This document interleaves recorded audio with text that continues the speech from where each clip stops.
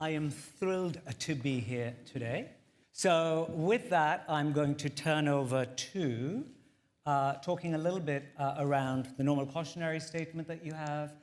And then I'm going to talk a little bit about how Diageo beer has done, but then more importantly, how has Guinness done relative to that as well. So from fiscal 21 through 2024, Diageo beer achieved greater than 15% CAGR, adding about $900 million to NSV, all right?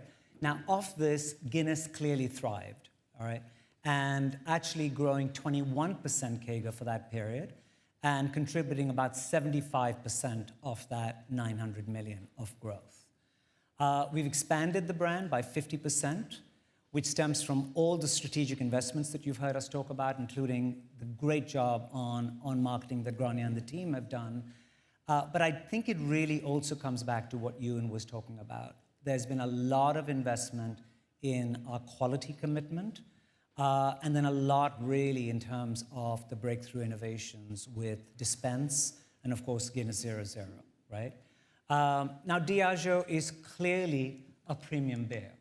And the dynamics of beer and the growth areas in beer clearly continue to favor Guinness. Premium Plus is the engine of our beer growth, accounting for 19% volume and 25% value globally.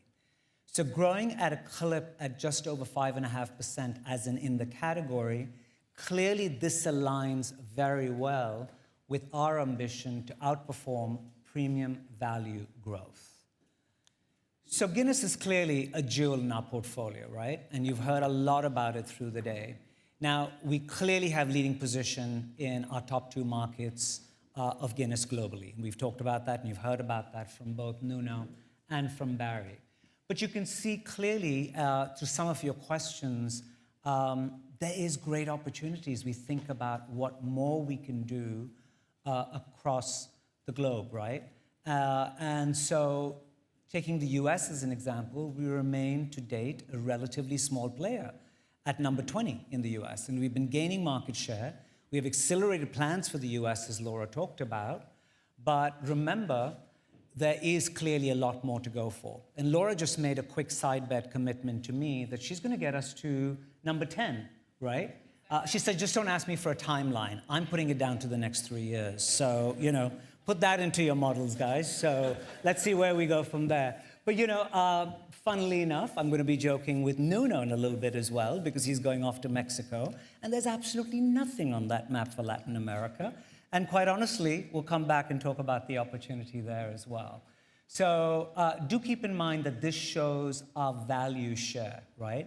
So if this was a volume share view, you would see a higher proportion on share position when you think about those partner markets where we do sell concentrate, because that's just recorded in our NSV in a different way. I'm actually looking at how we should be thinking about reporting that volume as we go forward, because that's clearly Guinness volume that is being sold into those markets as well. And it comes back very much to my mindset of being at Coca-Cola, where they report that volume from an angle of regardless of the partner model that they have. So if you now look at a question that was asked about the margins, right? Clearly, Guinness has a very attractive beer margin. So as Ewan said earlier, the Guinness expected gross margin for fiscal 25 will now be back to the comparable levels at fiscal 19, all right? And that's despite all the significant cost inflation that we've had to navigate since then. But what you can see here is clearly that has been driven by a combination of pricing, and some might argue, do we have more opportunity as we look at that going forward? And I think we talked a little bit about that. Clearly, there's been some favorable cost movements as well, but a lot of focus around efficiencies, right? Now, the chart here shows the Guinness margin from St. James's Gate, which is over 125 bips ahead of the margin for our other beers at Diageo, right? So there's further opportunity to improve that margin, but you can already see that's a significantly higher margin that we have versus the rest of our beer. Also, do keep in mind that the margin of Guinness made outside of St. James's Gate is also attractive relative to the non-Guinness Diageo beer. And I would say pretty much at similar levels as well. So, clearly it's a very attractive business, a great jewel in our portfolio, and one that we'll continue to leverage for scale as we look forward.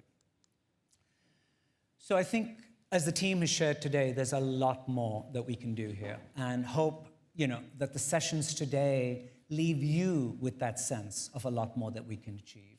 So let me bring some of those back to life, okay? When you look at GB, Guinness 0.0, just on 6 tap handles, all right? In Ireland, we've got a proven test ground for pioneering innovation, and at premium points as well. So we can definitely leverage some of that as we look globally as well. US, less than 1% share of the beer market, right? Number 1 on-trade beer in New York and Boston. Clearly a big opportunity to expand that beyond the northeast coast, right? So, and then when you look at the other markets, very concentrated to a limited number of markets, with a range of shares varying from as low as a 1% up to a 34%, right? And also keep in mind in some of these other markets, again, not included in the NSV because we work off the royalty model, right? So there's higher volumes there that are not necessarily captured here, but clearly an opportunity to further grow those as well, right? So I think, again, when you think about just the size of the opportunity, if we think about Guinness in the US, if it had just a quarter of the share of Guinness GB, that's an incremental 500 million in terms of NSV growth, right? So Laura, it's not just about getting to number 10, it's about the size of the market as well, right? So we'll build that into your models too. So clearly a lot to go for. Guinness 0.0. Clearly that's a big opportunity as we think about what we can do in this space as well. When you look forward at the brewing capacity that's going to come on and the markets in which, we clearly are playing in such a small way, including in a market like GB, right? We clearly have an opportunity to be able to grow that. So again, if Guinness 0 in the US, right, was the same size as what we have even in the UK today, that's another incremental 250 million, right, in terms of what we can do. So I clearly believe we have a lot more to go for when you think about the fact that total, non-alc, 85% of that is beer today. Now, the broader non-alc value and profit pool is growing across beer and spirits, right? So clearly, I think we have a lot of opportunity to go after here when we think about, the fact that it's only available in 8 markets today: in Ireland, in GB, in the US, Australia, Canada, Eastern Europe, Korea, and MENA, right? And truly the only market where we have it at scale is in Ireland, right, in draft. So clearly a big opportunity as we look forward. So this was a question I think that was asked by Simon again, so I'm revalidating that to make sure you see the size and scale of the opportunity. Clearly, when you look at continental Europe and the fact that today we're only scratching the surface with being at 12,000 outlets, the outlet universe is huge at 1.4 million, but there's a lot of work that's been happening to really understand what is the size of the opportunity when we think about segmenting that market and segmenting that outlet universe and where we truly believe we have the opportunity to be able to serve a quality Guinness, right? So clearly that's about 200,000 outlets that we feel that we can get to. But again, when you think about the fact that we can just double the outlet universe from 12 to 24,000, and Alan talked about the fact that today that's about $100 million in NSV. Well, clearly, depending on the size and scale of the outlets you go to first, that's at least another 100 million that we can be looking at in terms of NSV, right? So really pulling it together to talk to you about the size and scale of the opportunities that the team has laid out, and we're super excited about what we can continue to do that. So, I think really when you look at it as we kind of wrap up towards the Guinness opportunities across our market, and what gets us super excited about this is we clearly have an opportunity to outperform here. Key to our success has been the brand building and the innovation, but that quality element is critically important as well. We do have world-class brewing capabilities, and clearly a lot more investment has gone there to bring a lot more capacity online soon.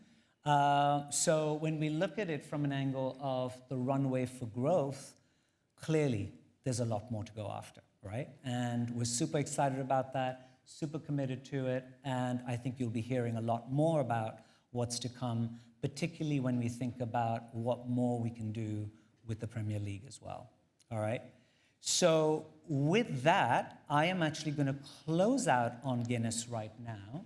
And so this was me trying my first Guinness last night, not in front of you guys, but I have to say, I don't know, I had Dee Allen, I had Grania, I had Nuno, and I had Barry with us as well. And I think my facial expressions were okay. I actually have to say, I enjoyed my first Guinness. So I am thrilled to potentially say that I'm a Guinness convert. And Nuno, I also have another favorite brand, as you know, that comes from Mexico, which is Don Julio. So I actually thought, in the spirit of you moving there, and I'm going to have two of my favorite brands now that I'm thinking about, we're going to put a challenge out to you as well for your plan around how you're going to expand Guinness into Mexico, right? I also want to leave a nice farewell gift from you to Barry, because I think you talked about all the reasons to believe for GB. So Deborah and I just concurred very quickly that I think we're going to take your business plan up for the next 3 years as well, Barry, as you come in. So that's your thank you, and that can be built into your models as well. So anyway, on a more serious note, I think let's turn to how do we think about the rest of Diageo and what we've just obviously announced yesterday, which is now really is the time for us at Diageo to accelerate on all fronts, okay? But very importantly, you know, we really want to shift to a much more focus on cost and cash. I love the fact that our supply chain teams have been playing this role, but we're going to bring this in a lot more across the organization, at least for the shorter term, with a lot more financial rigor and discipline on a returns mindset as we truly look forward, you know, for us. So I had shared this at CAGNY and at our interim results around our priorities for sustainable growth, right? And I'm very pleased to say that this is not something that, you know, Deborah and I, or even just the executive team, are living by. I had the opportunity to talk to the senior leadership group team in March, where I laid this out, and it's been very much embraced by about our top 130 leaders. And more importantly, I see this cascading through the organization, right? So I think one thing that has really impressed me as I've come into Diageo is how quick the culture is to adapt and adopt, and how quickly people are saying, okay, what do we need to do? How do we need to deliver? Help us move, you know, in the right frame to be able to move to deliver against what we set out as our new objectives. So very much, you know, the commitment is there, and I want to give you all the confidence on what we're trying to, you know, deliver is very much not just being led here, but actually going to be led by not just 130 top leaders, but being cascaded down. And one of the things that Deborah and I will work on with the board as well is how do we look at that in relation to our metrics too, to ensure that we're driving the right behaviors, not just in terms of what we're focused on and what we measure, but how do we also drive that through incentives as well. So when you look here, I want to just walk you through each of these areas in a little more detail, again, to talk to you around the confidence of what we're trying to tackle, and importantly, how some of that initial work has already started unlocking value for us as we look forward. Now, growth is of paramount importance, all right? And we clearly do believe in the attractiveness of the long-term fundamentals of the spirits business, right? We have the opportunity to lead the industry in the capabilities, such as our pricing muscle, RGM, and we also need to focus on optimizing the work that we can do alongside RGM on our brand, price, pack, and channel architecture, right? Well, we're going to come back to you a lot more on that in August and in the months to come thereafter. But if I really look at where I want to focus right now, I want to talk to you about the three components in particular that we're tackling immediately, right? So our commitment to drive operating leverage, maximize free cash flows while optimizing our returns, right? So what we've done is launch our first phase of Accelerate. This is consistent with our strategic priorities and our focus on what we can manage and control today, right? The program sets out for clear near-term cash delivery targets and a disciplined approach to operational excellence and cost efficiency. It will strengthen Diageo by increasing our effectiveness, our agility, and our resilience, all right? So clearly, we're excited about what we need to launch here, and the first piece of that is really evolving to a little more of I shouldn't even say a little more, a lot more of an agile global operating model, right? So we're in the midst of defining our operating framework, which will outline the principles and dictate our operating model choices, which is critical, right?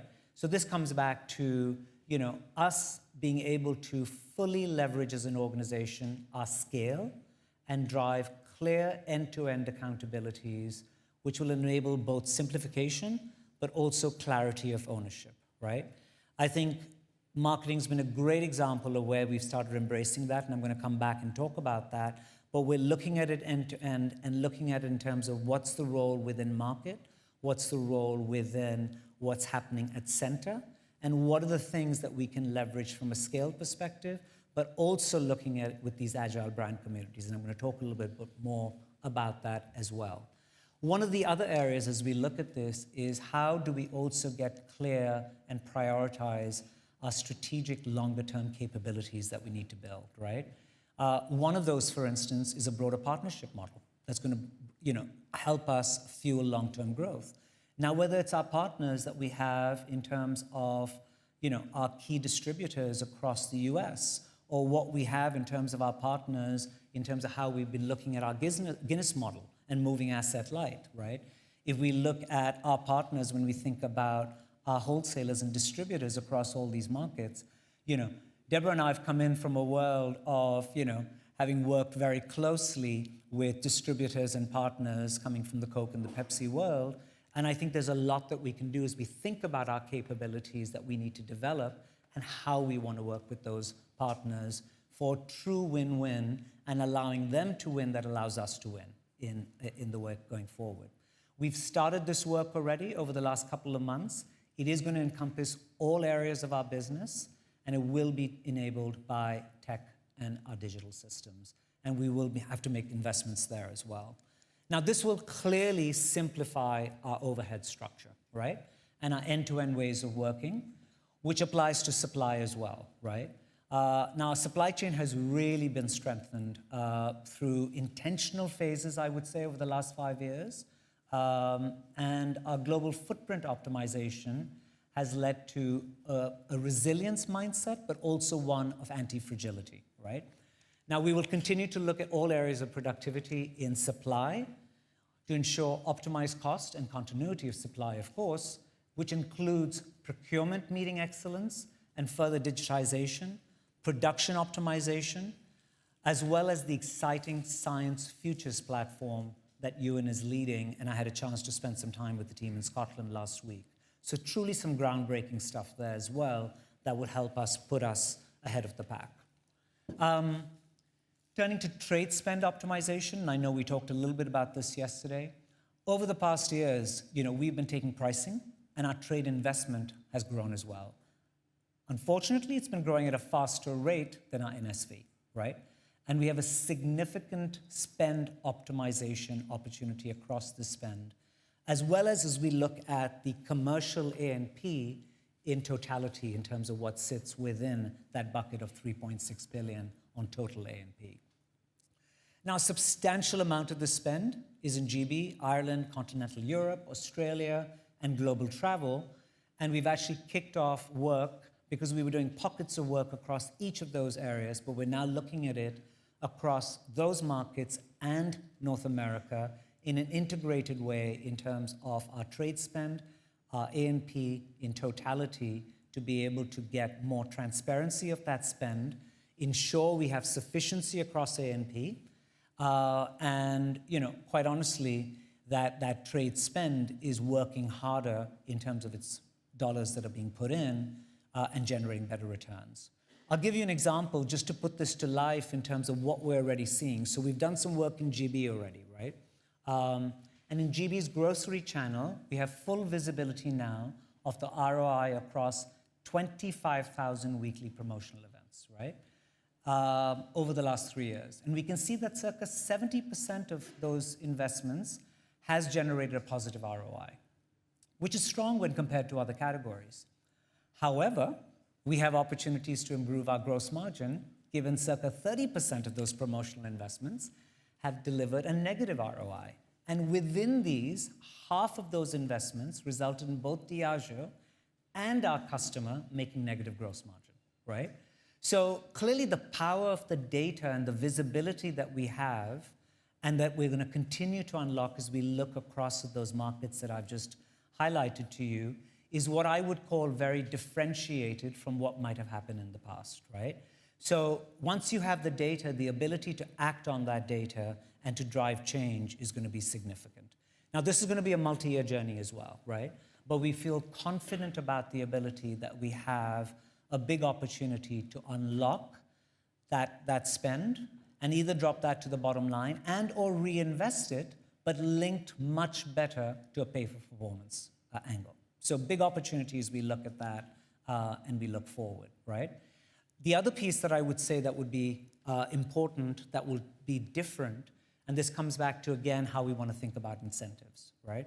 So clearly, as we identify those and we think about what we can do and the unlock opportunity, that will need to be built in to the targets as we move forward to ensure that they're being delivered and appropriately being incentivized for as well, right? Because we know that incentivization behavior and measurement does drive delivery.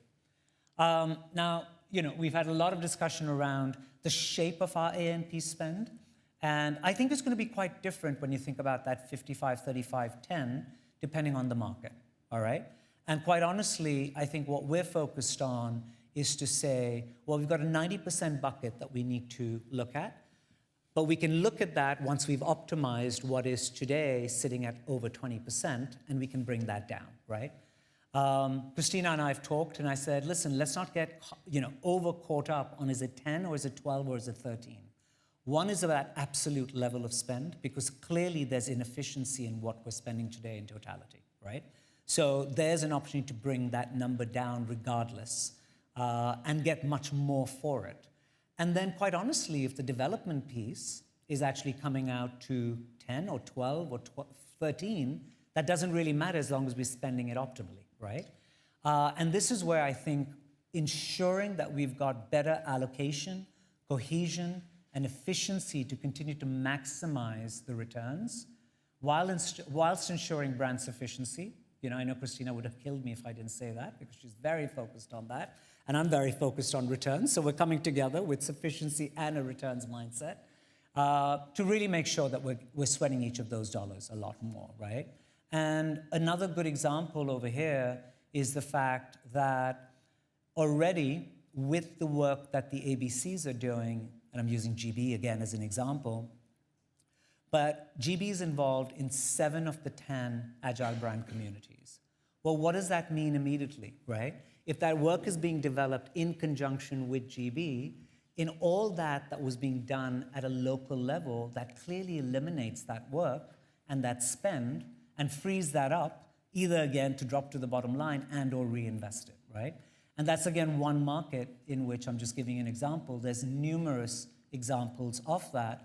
And that split of what needs to happen at central and through those ABCs versus what needs to be happening locally can clearly unlock a lot of value in that 20% circa spend that we have as a total A&P bucket today.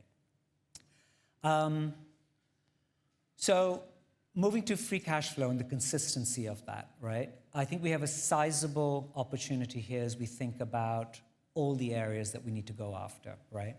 I've had the opportunity to work alongside Ewan and his team over the last couple of months and really get into understanding the whole investment that we make in maturing liquid, right?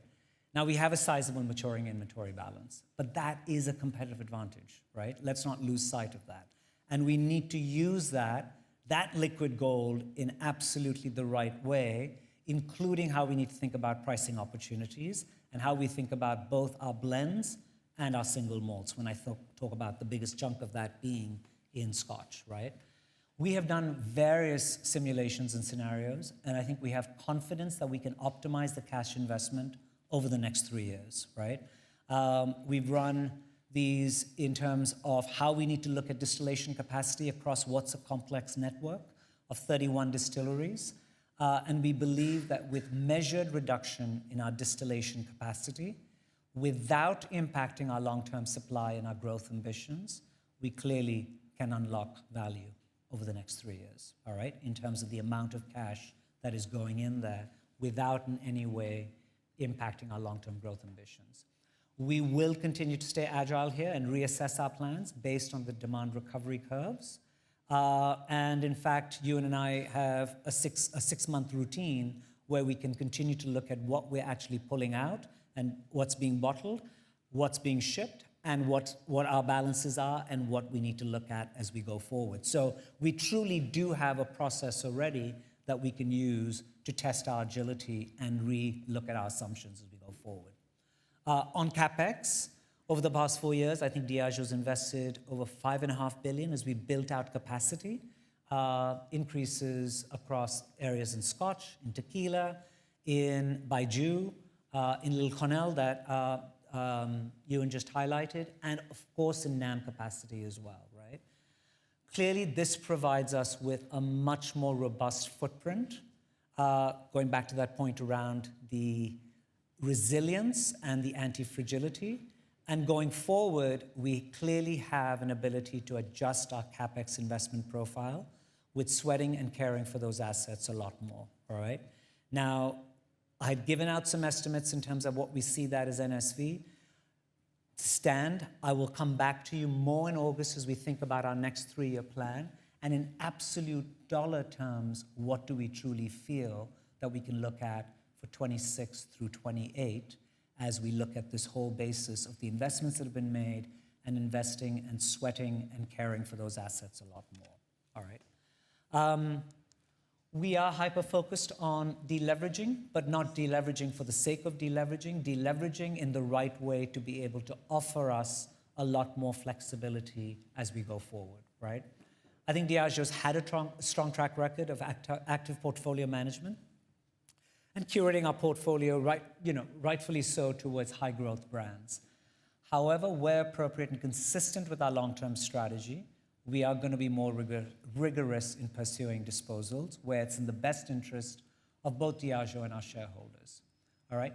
So this means assets which are not strategic or core to our business will be disposed. I've had a lot of questions asked around, did I go off script yesterday when I talked about substantial?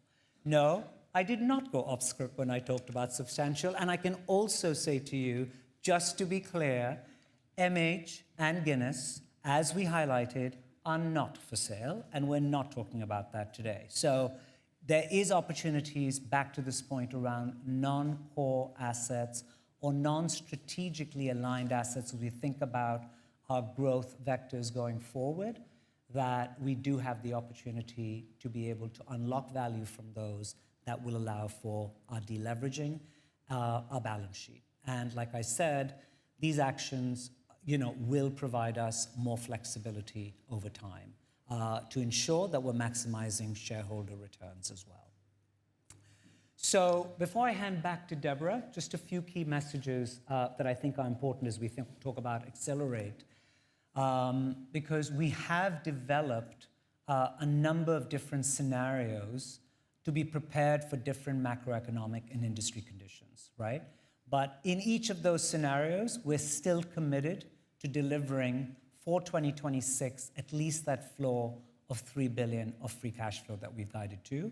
And again, our belief clearly is with all the vectors that we have to be able to pull and leverage on, that will continue to grow, not just on business performance, but as we look at elements of liquid, CapEx, our A&P investments, etc. We are confident that we can deliver positive operating leverage through the work that we've done. We are also committed, like I said, to reducing our leverage ratio sustainably in the coming years. And we've said that we will do that no later than fiscal 28. And I think we've got clear action plans and manage the levers that we have under our control to be able to do so. And finally, we do intend to return Diageo to be a top quartile TSR company.